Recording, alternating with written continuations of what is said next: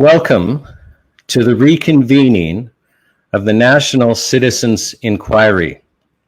Commissioners, for the record, my name is Buckley, initial S. I'm attending this morning as agent for the inquiry administrator, the Honorable Chess Crosby. Mr. Crosby is also in attendance this morning. Commissioners, as lead counsel for the National Citizens Inquiry, I would like to make some opening remarks before you release your report. Today, today is November 28th, 2023. This is a historic day. We are making history. Never before have citizens banded together in such a formal, comprehensive, and fair way to inquire into the actions of their governments. Commissioners, you know that you are completely independent of the NCI administration. The inquiry rules permitted any interested party to intervene and participate in the process. We issued summons after summons after summons to government officials, inviting them to attend and participate. That not a single government official chose to attend is now part of our historical record, and their absence speaks loudly. The National Citizens Inquiry is also unique in its scope. We traveled across the country, giving a voice to Canadians across the nation. We heard the sworn testimony of 305 witnesses, all questioned by lawyers and questioned by the commissioners. We have created the largest and most robust record of the COVID experience in the world. And we did this in a climate of fear. Our proceedings began on March 16th, 2023 in Truro, Nova Scotia. That is 8.5 months ago. And this lag has led us to forget how much fear the nation was in when we began our proceedings. It's been now long enough without us being muzzled with masks, long enough without us being locked in our homes, that we're starting to feel a little bit normal. But we would do ourselves a disservice as this report is released if we do not recall what came before and the context and the climate of fear in which the National Citizens Inquiry hearings took place. Beginning in the spring of 2020, we were plunged into a culture of fear, which threw the entire nation into a panic. Many believed that there was a dangerous virus that posed a mortal threat to them and their loved ones. Others saw the country become a police state.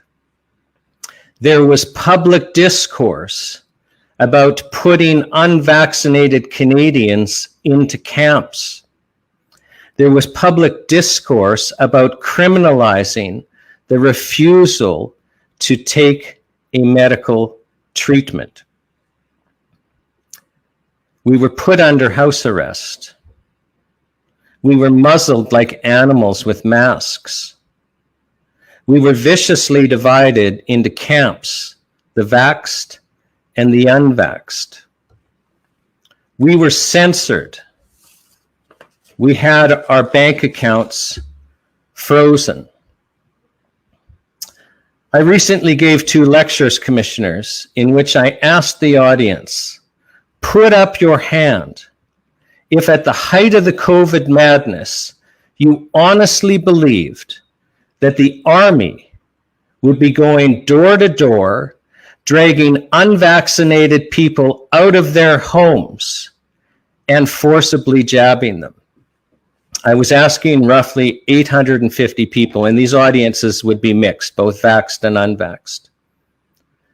Commissioners, almost every hand went up. The country was under such a cloud of evil and darkness that a large number of Canadians believed that the army would be used to forcefully vaccinate us. We watched in horror as masked police officers, and it is not okay for police officers to be masked against the citizens for which they are to protect and serve. And so for those officers who chose to follow orders and wear a mask, I say shame on you.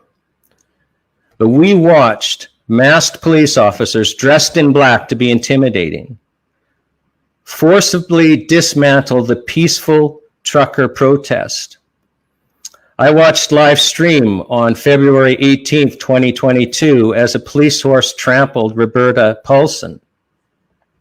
We all watched as our fellow Canadians locked arms to resist and chanted to each other, "Hold the line!" As one by one, the police picked them off and arrested them. And as we saw during some video at the National Citizens Inquiry, at times put the boots to those on the ground. We watched and we saw and we remember. But for all those watching this, I want you to remember that beautiful event, because something beautiful happened there. There was an example set for all of us to follow, because we watched our fellow Canadians hold the line as long as they could. And they've set for us a beautiful example to follow. And we owe them and we owe the truckers a debt of gratitude, because they bought us a period of peace. It was no accident that the following month, in March of 2022, the provincial restrictions started to fall. And most of the federal restrictions, but for the travel advisory or travel restriction, fell. We owe them a debt of gratitude, and it was that period of peace that they brought us that allowed the NCI to happen. It was during this lull that we appeared on the screen. Now, when we started, there was an absolute climate of fear in the nation. We had witness after witness after witness drop out because they were afraid to testify. Some were afraid of economic consequences. Some were afraid of social consequences. Some were afraid of other consequences. I was afraid to go in front of the camera. We were in such a climate of fear. And commissioners, you will remember when you went through the commissioner selection process and when we were preparing you to be independent and run the hearings, that there were discussions about the fact that there may be repercussions for being a commissioner. And there may yet be repercussions for being a commissioner. It's like we've been in the eye of the hurricane. We were in this storm of this COVID madness. And then the truckers appeared, and we've gotten this respite. It's like the hurricane moved over us and we were now in the eye. But we're starting to feel the winds again. We're starting to feel other winds blowing. We know that the hurricane, the storm is coming, and that we face uncertain times. But this time it will be different for most of us, because some things are certain, commissioners.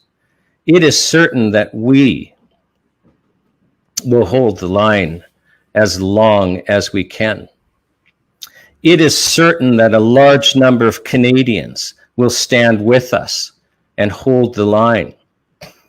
Something totally unexpected happened, as we toured the land, giving a voice to each other. We learned that we are not alone. We had felt isolated, we felt afraid. We learned that we are not alone. We learned that we can overcome our fear. We are going to feel fear going forward, but we have been there, we have done that, and we understand that we can master and overcome our fear. And we learned that we can no longer sit still. We can no longer sit on our couches and allow Canada to lose its freedoms. We've already lost our freedoms. We now have to work. We need to participate. We need to hold the line to get our freedoms back. And we have come to understand that. So things are now very different. And most importantly, we came to understand that our God is with us. We saw God use the National Citizens Inquiry to bring healing and to bring strength. And we heard his voice calling us to return to him so that he can heal our land. So this time will be very different. And this entire exercise, this entire inquiry should never have happened. It was totally impossible. And time again, we were on the brink of disaster and collapse. And God stepped in by bringing people forward to make this happen. And we all understand, everyone who even just watched the hearings, understand that we have been allowed to participate in something much greater than ourselves. And to all of you who participated, and to you commissioners, I can honestly say that standing with you through this experience has been one of the most precious and honorable moments of my life. And I am deeply grateful for being able to participate. Now, commissioners, you are going to release your historic report. You have made findings. You have made positive recommendations. The nation is going to be shocked by reading an independent report without a political agenda, a report designed to help us get our freedoms back and become the nation that we want to be. And we don't know what will happen next.